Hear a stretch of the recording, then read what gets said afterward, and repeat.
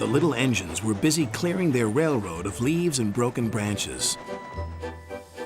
Peter, Sam, and Rusty often worked together. One day, Rusty helped Peter Sam to a water tower.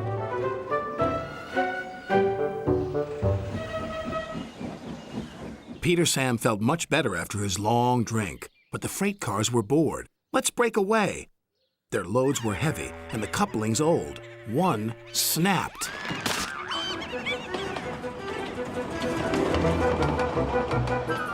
Faster, faster, shouted the freight cars. A sign read slow, steep bends and ravine ahead, but the silly cars never saw it. Then, it was too late.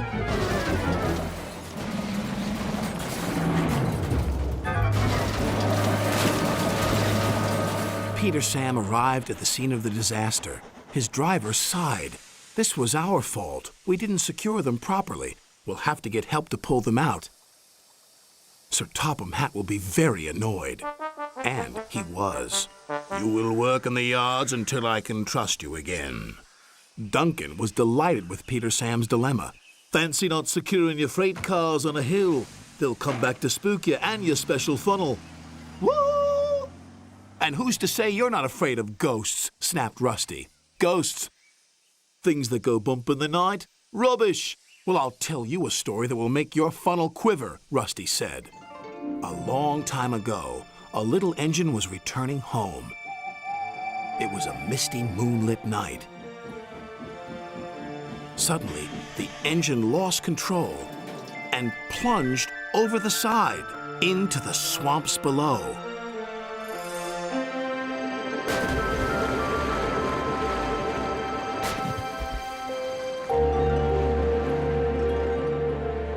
He was never found again.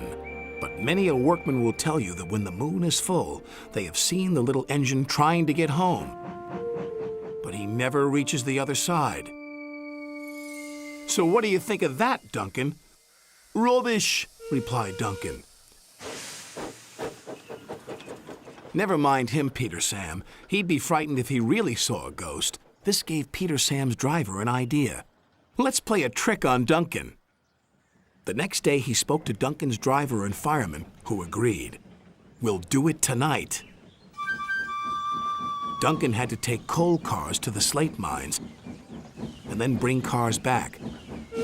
Duncan's driver decided as part of the plan to cross the old iron bridge. Haunted bridge. Rubbish, snorted Duncan. It's as tame as a pet rabbit. But all the same, he kept thinking about Rusty's story. When dusk fell, he was keen to leave. If we don't go now, Scarloey will take my favorite place in the sheds. We have to collect our cars first, his driver replied. He could see their plan was working because Duncan was nervous. When night fell, they set off. The mists were rising around the old iron bridge. Duncan whistled, and the sound echoed everywhere.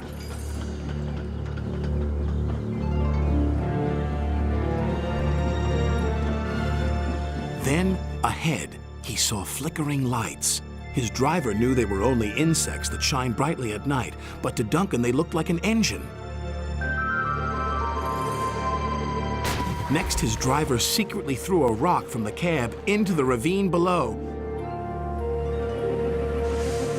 It's the ghost! Take me back!